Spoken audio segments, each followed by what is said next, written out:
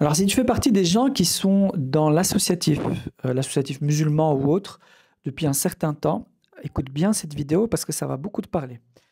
Moi-même, c'est là où j'ai fait mes premières, j'allais dire mes premières armes, mais ça va sûrement être mal compris, mes premières expériences, mes premiers projets, c'est là que je les ai vécus. J'ai eu la chance, dès l'âge de 16, 17 ans, de faire du scoutisme.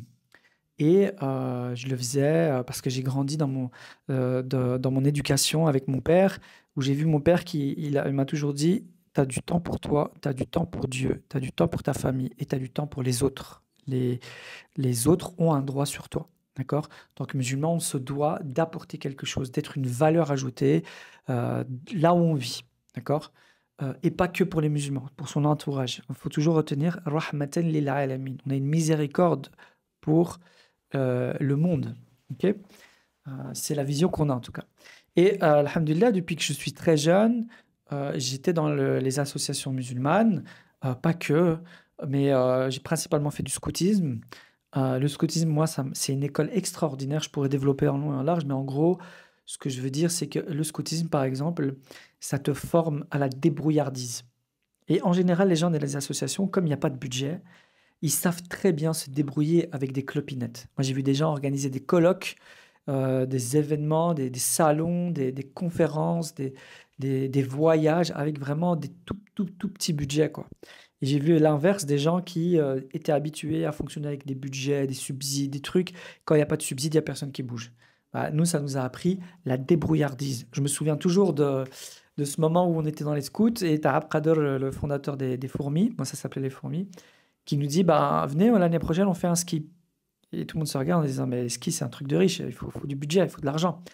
Et, là, je dis, et je le regarde, et il me dit, ben, on n'a qu'à faire un spectacle.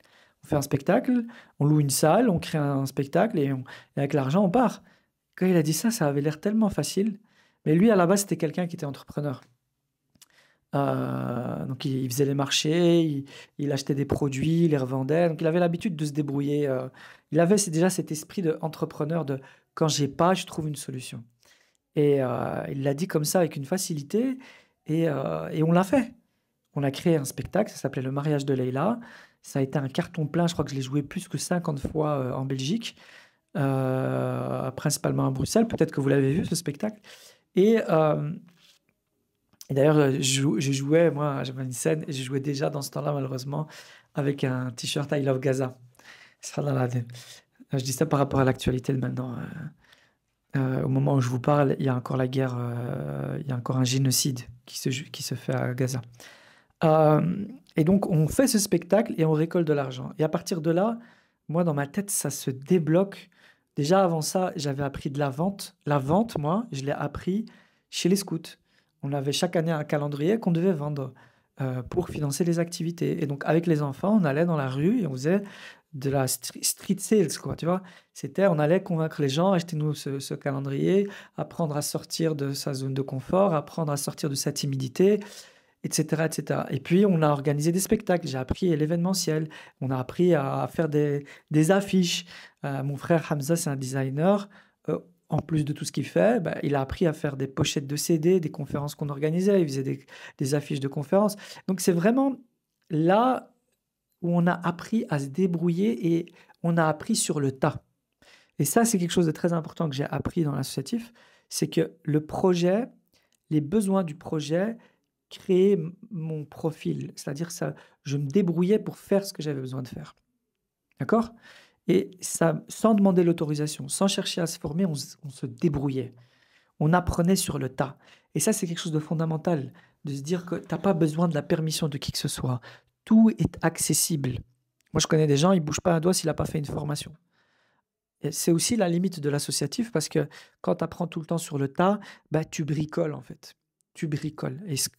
Et moi, la com, par exemple, je l'ai appris sur le tas. Et après, j'ai décidé de me professionnaliser. On faisait des vidéos, j'ai décidé de faire une formation en vidéo. Aujourd'hui, je sais très bien faire des montages vidéo. J'organisais beaucoup d'événements. J'ai décidé de faire un master en management événementiel. Vous comprenez? Et c'est ça qu'on a besoin aujourd'hui sur le terrain. Et aujourd'hui, je fais des formations, parfois pour le tissu associatif, pour les sortir de leurs limites. Parce que quand tu apprends tout le temps sur le tas, ben, En fait, tu deviens moyen dans beaucoup de choses, mais t'es pas bon, t'es pas excellent. D'accord? Un des problèmes de l'associatif, par exemple, c'est que ils sont profondément euh, malades, infectés par un virus qui est la réunionite aiguë. Les gens dans les associations le savent très bien. On fait beaucoup, beaucoup, beaucoup d'associations. Et ça épuise même. Et ça, c'est un des trucs que j'explique aux gens, c'est qu'il faut faire beaucoup moins de réunions. Vous devriez être dans un ratio de 20-80. 20% de réunions pour 80% de vraies actions. Parce que faire des réunions dans une association, c'est pas faire le core business de l'association.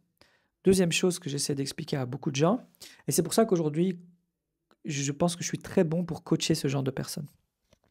Quand je vois des gens venir de l'associatif, c'est tout le temps les mêmes symptômes.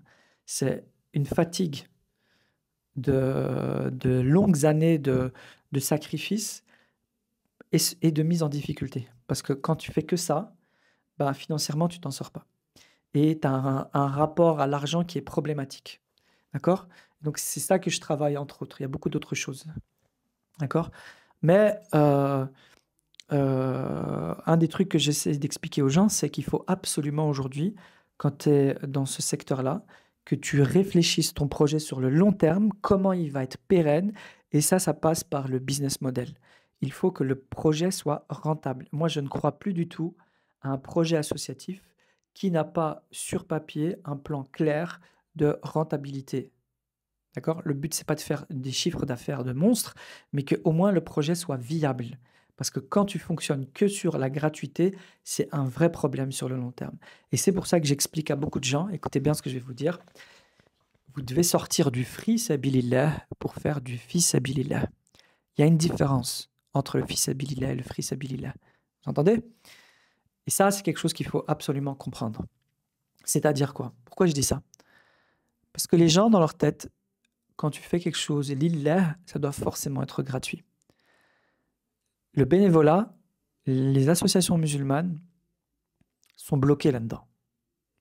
Il y a un niveau d'exigence, il y a un niveau de qualité que tu ne pourras jamais atteindre si les gens ne sont pas rémunérés. Parce que ça demande de se professionnaliser.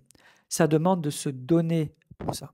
Et quand tu fais ça comme un à côté, bah, tu vas toujours rester bloqué par un plafond de verre. Parce que ça ne peut pas être ta priorité dans la vie. Il faut que tu puisses gagner ta vie. D'accord? Il faut que les gens, à un moment donné, le projet devient tellement important que ça doit être une priorité dans leur vie. Ça prend tellement de temps, ça prend tellement de place que tu dois être rémunéré pour ça. D'accord? On l'a vu dans l'islam, le responsable de zakat, par exemple, la récolte de zakat, bah, ceux qui récoltent la zakat, ils travaillent pour la communauté, ils sont payés par la zakat. D'accord? C'est pas du tout contradictoire avec ton intention de le faire lillah. Tu peux parfaitement être rémunéré pour un service et le faire pour plaire à Dieu. L'intention n'est pas corrélée au paiement, oui ou non. D'accord? Attention qu'on se comprend.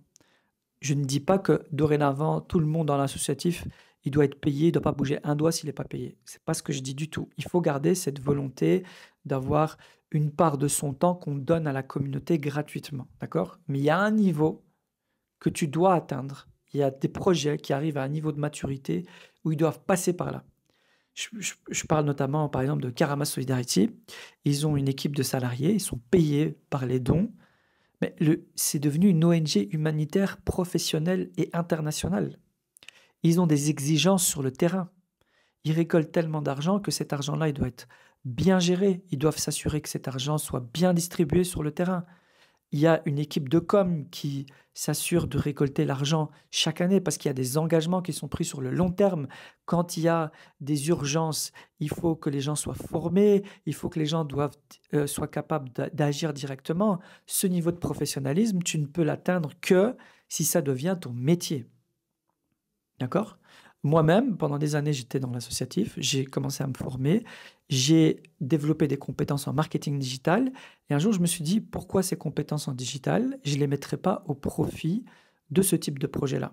Et donc aujourd'hui, je fais lillah, mon marketing digital, mais je suis rémunéré pour ça, parce que j'ai des comptes à rendre. Il ne faut pas oublier que la relation, je regarde juste, ouais, je regardais juste si ça a été enregistré, parce que tout à l'heure, j'ai enregistré pendant 1 heure, il n'y a rien qui, j'avais pas de son. Faut pas oublier que la relation à quelqu'un qui est payé, elle change du tout au tout. Parce que l'exigence, elle est différente. Tu peux plus dire smahli. Tu peux plus dire j'ai pas eu le temps de m'en occuper. Tu es payé pour ça. Attention, je dis pas que quand tu donnes ta parole et que c'est gratuit, ça n'a pas de valeur. Parce que tu n'es pas payé, tu n'as pas d'engagement à tenir. Non, non, non, non. Mais quand même, c'est différent quand quelqu'un est payé. D'accord? Et donc, c'est ça qui est important que vous compreniez. C'est que dans le tissu associatif, on a beaucoup de croyances limitantes et on a besoin d'élever le niveau. Et c'est pour ça que je pense que la mentalité entrepreneur, la mentalité start-up a beaucoup à apporter aux ASBL, aux organisations, aux associations. Moi, je leur dis souvent, vous devez fonctionner comme une start-up, pas comme une grosse administration. Et quand je les vois fonctionner, j'ai l'impression que c'est une administration. Tout le monde a des grands titres, ils ont des cartes de visite, ils font beaucoup de réunions, des plans stratégiques, mais peu d'exécution. Il faudrait inverser le truc. Au vu des moyens, vous devez fonctionner comme une start-up. Et ça, j'essaie de l'expliquer. D'ailleurs, si ça intéresse certaines personnes, je l'ai déjà fait, je peux encore le refaire. Vous m'écrivez et on peut en parler pour venir former les cadres associatifs. Mais au-delà de ça, si tu me regardes et que tu es dans l'associatif, tu dois probablement avoir vécu la même chose, c'est que tu es fatigué, tu as donné beaucoup d'énergie, tu as donné beaucoup de temps, beaucoup de sacrifices, et ton projet, il stagne depuis un certain temps.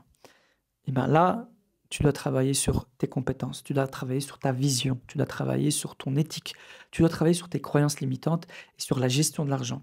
Et donc, ce que je travaille avec eux souvent, c'est la posture. Il n'y a pas de problème à être payé. D'accord? Je travaille sur les compétences. Il y a 2 compétences clés que j'arrête pas de répéter. Ces 2 compétences, tu les as, ça va te servir toute ta vie. Le marketing digital, parce que quoi qu'il arrive, c'est vraiment des compétences, faut bien, je vais prendre le temps de vous expliquer. Ces compétences, quoi que tu fasses dans ta vie, ça va t'aider dans tous les projets.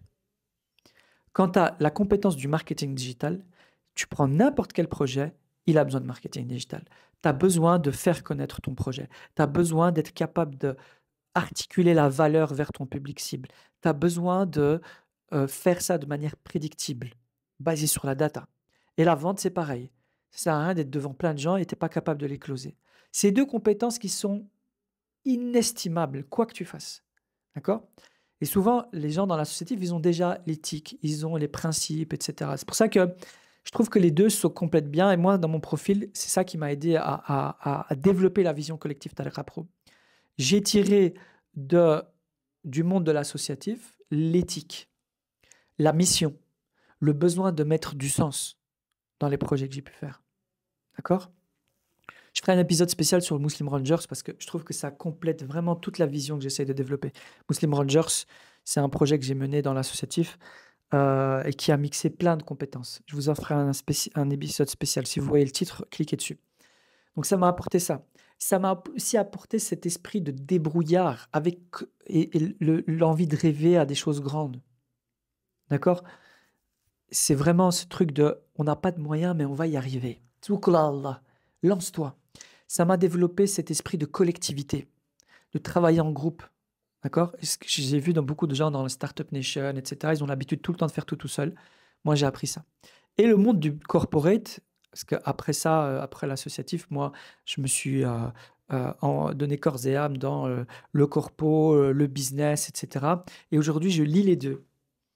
D'accord? J'ai travaillé chez Salesforce, j'ai appris tout ce qui est grosse boîte de la tech, les process de vente, le marketing digital, j'ai mon agence, etc. Et ça m'a vraiment bonifié. Et là, j'essaie de ramener le meilleur des 2 mondes. Donc, le monde entrepreneurial, ça m'a professionnalisé dans mes compétences, ça m'a augmenté dans mes exigences. Il n'y a pas de smahli dans le business. Ce qui compte, c'est les délivrables. Ce qui compte, c'est l'impact, c'est les chiffres, c'est ton efficience. D'accord? Mais il manque le sens. Et donc, j'ai réussi à prendre les 2. Et aujourd'hui, c'est ça le collectif Tariqa Pro. C'est cette croyance profonde qui est en fait basée sur un hadith. C'est cette croyance profonde que ce hadith, il dit « Le commerçant honnête et digne de confiance sera parmi les prophètes, les martyrs et les pieux. » Et aujourd'hui, je crois que notre communauté et le monde en général a besoin de ces profils, des entrepreneurs. Des entrepreneurs qui sont capables de faire de l'argent, qui sont capables d'impacter, qui sont capables de créer, de passer de l'idée à l'action concrète sur le terrain, avec de l'impact. C'est ça que j'essaye de représenter avec le collectif Tariqa Pro, c'est former une génération d'entrepreneurs qui font de l'argent avec le baraka. qui font de l'argent en recherchant le sens et l'impact, qui font de l'argent en cherchant à être utile. D'accord? Et ça, je sais que ça parle aux gens de l'associatif. Ça parle aux gens business. Parce qu'ils veulent faire de l'argent, mais on veut le faire bien avec le baraka. Vous avez compris? Voilà, je pense qu'on a beaucoup de choses à apprendre. Si vous êtes intéressé, comme je l'ai dit, on a lancé le collectif Tariqa Pro. Notre mission, c'est d'impacter un maximum d'entrepreneurs musulmans pour former une génération différente qui porte cette vision-là. Si ça vous intéresse, regardez dans la description de cette vidéo et bookez un call. Le call, c'est tout simplement, on va regarder, est-ce qu'on a un fit humain tous les deux? Est-ce que le projet que vous voulez faire correspond à ce que nous on fait? D'accord? Qu'on soit clair, hein. Ici, je parle d'entrepreneuriat. Mon but, c'est pas de créer des associations. Mon but, c'est de créer des projets qui ont de l'impact avec des entrepreneurs qui font de l'argent. D'accord? Et si ça peut être utile au monde de l'associatif, bah, marhaba bikoum. Yallah, salam alaikum.